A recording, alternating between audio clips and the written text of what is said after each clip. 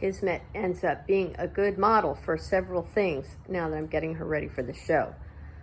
So her body's really long, her head is pretty short, her neck is quite short, pretty much bald of top coat.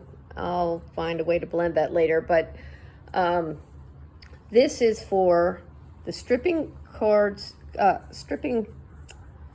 knives that we use for carding, which is getting the undercoat out.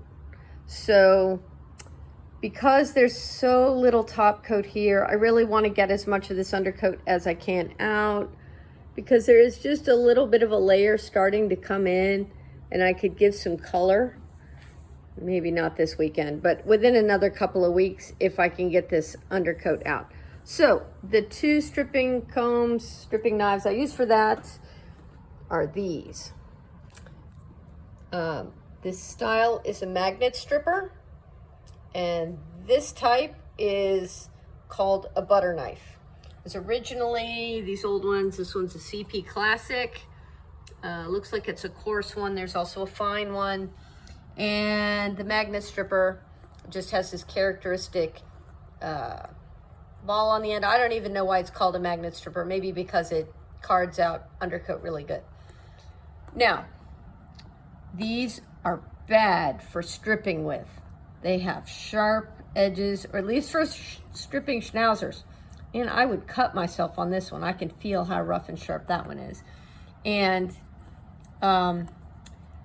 this one's not bad, but because I've seasoned it for 20 years, but honestly, especially when it's new, it's going to be more sharp. Now, a lot of these tools are being made by new manufacturers like Artero and I forget the other one off the top of my head. So the names may vary, but the old timers, you'll hear them call that a butter knife and this one a magnet stripper. So how I use this on this undercoat, if I can do it and hold the camera at the same time, which may or may not be possible. Hope I don't make you car sick too, motion sick. Okay, so here's where I want to get the undercoat out. And see how I'm pretty much perpendicular, parallel to the skin. So gently pull through. It's like a comb, you see? Works like a comb.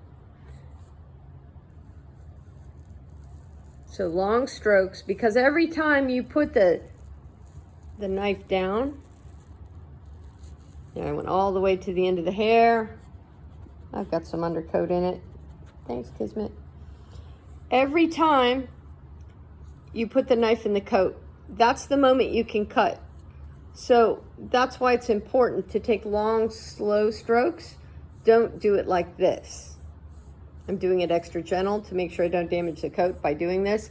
But if you do this hard, this is how you end up with some really cut coat that will grow in really soft.